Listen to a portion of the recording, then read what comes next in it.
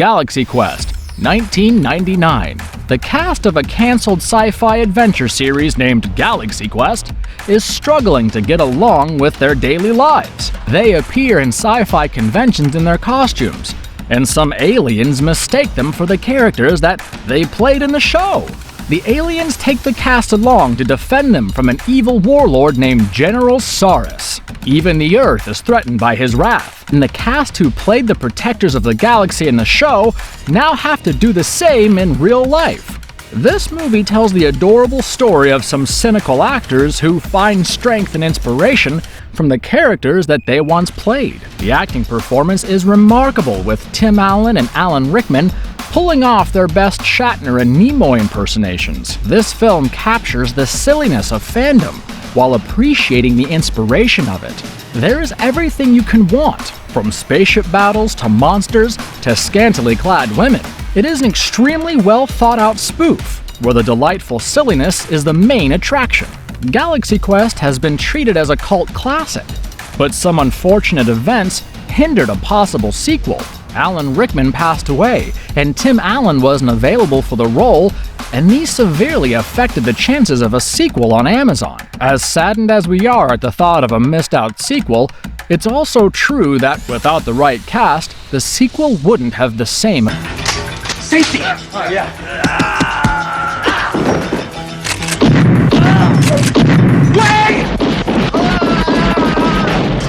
Big Trouble in Little China, 1986. A truck driver, Jack Burton, goes to the airport with his friend, Wang Chi, to welcome his fiancée, Miao Yin. She is kidnapped by a Chinese street gang, and the two find out that an evil sorcerer had her kidnapped because she had green eyes. The sorcerer had been cursed 2,000 years ago and would have a physical body only if he married someone with green eyes. Jack and Wang must battle it out with a gang of magicians and monsters to rescue Wang's fiancée. This movie is about all you can expect when you walk in to watch a John Carpenter movie. It has a thrilling plot, cheesy dialogue, and some martial arts-infused action scenes. The story moves at an incredible pace and is almost a jump from one action scene to another. Kurt Russell is perfect in his role as a menacing truck driver beating up bad guys. The fight scene in the alley will please the most action-hungry fan, and with so many interesting bits, the movie attained the status of a cult classic. It wasn't a commercial success back when it was released, but Dwayne Johnson has plans of putting together a sequel of this movie. But this project hasn't seen an update in the past 2 years, so we all can assume it's dead. Here I come, ready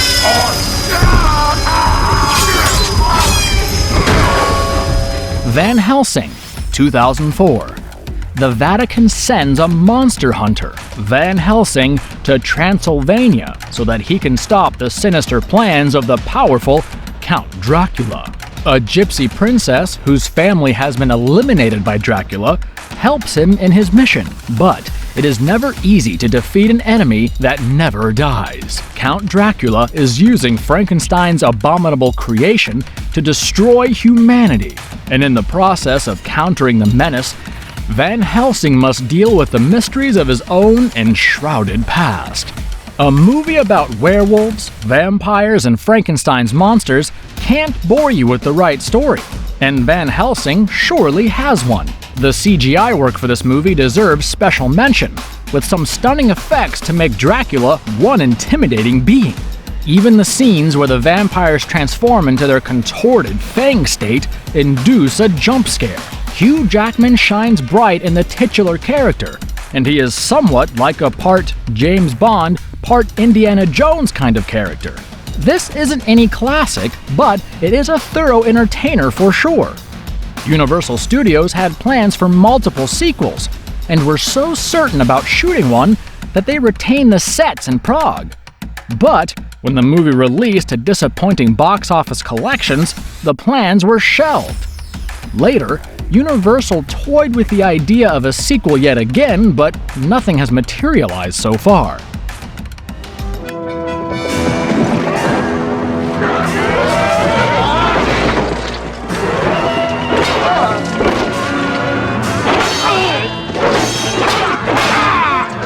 Conan the Destroyer, 1984.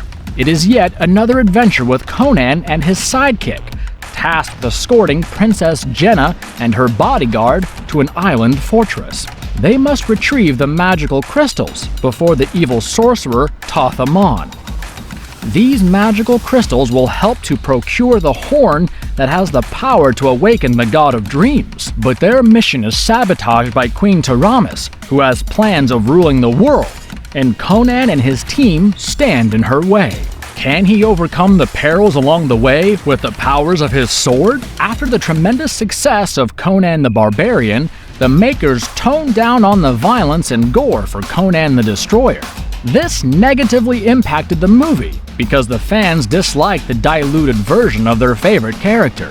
Conan is effortlessly portrayed by the prolific Arnold Schwarzenegger. But for this movie, some unnecessary sidekicks have been added to the character. The action scenes are as stunning as before, and there's cheesy dialogue galore. But the true essence of the first Conan movie is missing. The film did manage a PG rating, but the fans were left disappointed. There was still a craze for the franchise, and fans waited for a proper sequel to put things back in order. Rumors are doing the rounds that the sequel, being planned, is set to be bloody and R-rated like the first Conan movie. The plans took a hit when Arnold became the governor of California, but there has been no death in attempts. Chris Morgan, the man behind the Fast and Furious franchise, and Will Beall, who penned the Aquaman movie, tried their hands at drawing the script for the sequel. We just hope that the stars align to give us the desired sequel because the Conan franchise deserves a proper sign-off. You don't run away from a chopper. Where do you think you're going? You want to piss me off? Skeet off, rubber, skeet off. District 9, 2009. When aliens arrived on Earth, they were offered a grand welcome. But with time, their treatment has declined. They are now forced to live in a militarized ghetto called District 9, where their living conditions are terrible. A munitions corporation takes charge to evict the population, and their operative, Vilkes van der Merwe, is in charge of the mission. However, when he is exposed to a strange alien chemical, he has to rely on the help of his newfound friends.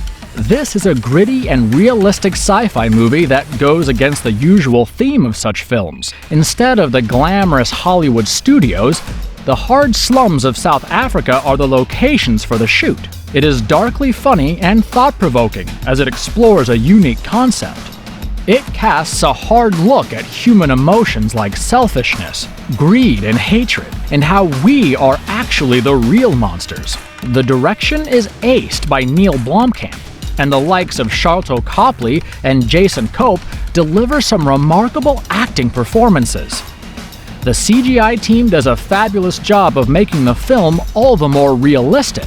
The shaky cam techniques, the deep plot, and the insightful message of the movie make it a must-watch for audiences. District 9 ended on a cliffhanger, and it is no surprise that fans expect a sequel to give them closure. Neil Blomkamp got busy with other projects, but he did speak about his plans of returning to complete a sequel titled District 10. Currently, he's working on some short films. And as fans, we know not to expect too much before a formal announcement. So, let's keep our fingers crossed and hope for the perfect sequel to come our way.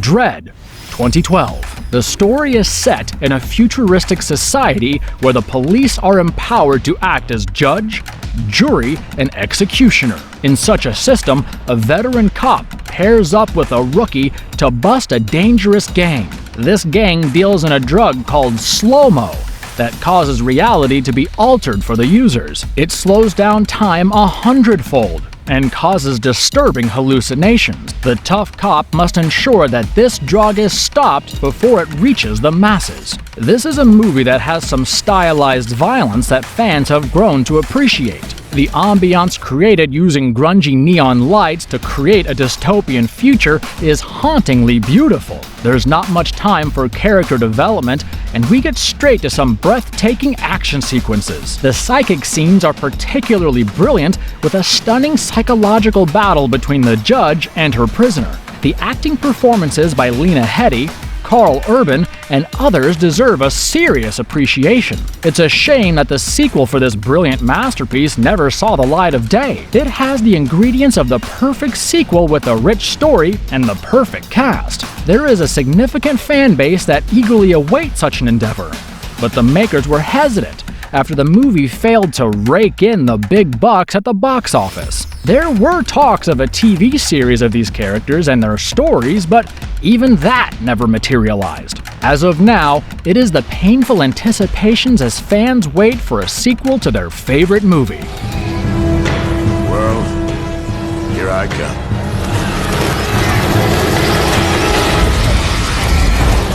Hellboy 2: The Golden Army, 2008. The forces of the evil mystical world seek to rule the earth. The evil prince, Nuada, plans to retrieve the fragments of the crown that will put him in command of the indestructible Golden Army. Earth's supernatural defenders led by Hellboy seem to be no match for the powerful forces of Nuada, and yet they must fight to save humanity from destruction. A comic book to film adaptation is often appreciated, but seldom is it termed as an artistic achievement. Hellboy 2 is definitely one with a brilliant plot that surpasses the first Hellboy movie. There are some kick-ass action sequences, and the complex characters are explored skillfully. Guillermo del Toro, the director, does an excellent job with the well-shot scenes and the visual effects. Ron Perlman pulls off another exceptional performance as Hellboy, and the supporting cast has some decent actors like Doug Jones, Selma Blair, and others. Fans were almost certain of a sequel coming their way, but the idea remained in pre-production limbo for years. Eventually, in 2017, it was officially canceled. Guillermo del Toro's hectic schedule became a problem, because following Hellboy 2, he got busy with movies like The Hobbit and Pacific Rim. It's also estimated that the budget for a sequel would shoot past $120 million, a price the studio wasn't willing to pay. With so many problems leading to the cancellation, the fans were deprived of a possibility of a power-packed sequel to this movie, and the greedy studios rebooted the franchise with a lower budget and a new cast, only to be slapped tightly on the wrist by extremely poor box office numbers and pathetic critical response. If you enjoyed watching our video, don't forget to like and subscribe to the channel. Do let us know in the comments what topics you want us to cover next. Have an amazing day ahead, and stay safe.